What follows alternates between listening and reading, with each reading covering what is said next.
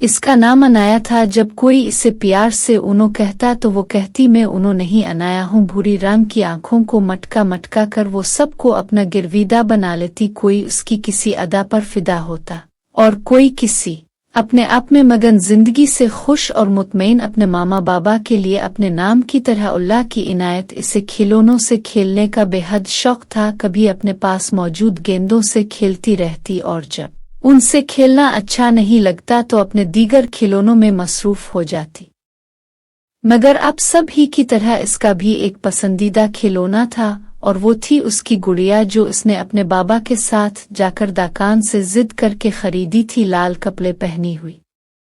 इस गुड़िया को वो खुद से बेहद करीब रखती और अपने कंधे पर डालकर उधर से उधर घूमती रहती। और जब कभी वो इसकी नज़रों से ओझल हो जाती तो मामा से इसका एक ही सवाल होता, मामा बेबी कहाँ है?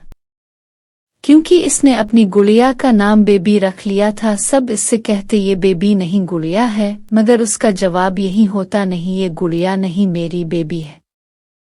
आज इतवार का दिन था। वो अपने मामा बाबा के साथ इतवार के दिन फिनलैंड घूमने जाती थी। उसका ये इसरार होता कि वो अपनी बेबी को अपने साथ लेकर जाएगी, मगर उसकी मामा इससे यही समझाती कि वो किसी झूले पर अपनी बेबी को भूल जाएगी और फिर बहुत रोएगी। वो मामा की बात मान जाती और बेबी को घर में रख देती, मगर आज वो किसी सूरत मानने को तैयार नहीं थी। मामा ने भी इजाज़त दे दी और वो खुशी खुशी अपनी गुड़िया को फिनलैंड ले गई। फिनलैंड पहुंचकर वो अपने पसंदीदा राइडिंग हार्स की तरफ गई और अपनी बेबी के साथ इस पर बैठ गई। मामा बाबा उसके साथ साथ थे।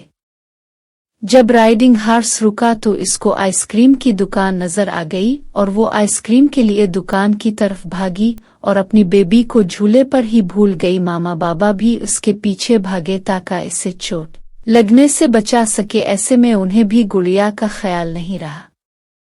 बाबा ने अनाया के लिए आइसक्रीम खरीदी जो इसने बेहद शौक से खाई। आइसक्रीम खाने के बाद इसे अपनी बेबी का ख्याल आया और वो इसे ढूंढने राइडिंग हार्स की तरफ भागी, मगर उसकी पसंदीदा गुड़िया जिसे वो बेबी कहती थी का कहीं कोई नामो निशान नहीं था। कोई उसकी बेबी को लेकर जा चुका था और अब वो रो रही थी। मामा बाबा ने इसे बामुश्किल चुप कराया। बाबा ने इसे यकीन दहानी करवाई कि बाबा इसे नई गुड़िया ला देंगे, मगर वो चुप ही नहीं हो रही थी क्योंकि कोई भी नई गुड़िया इसकी बेबी की जगह नहीं ले सकती थी।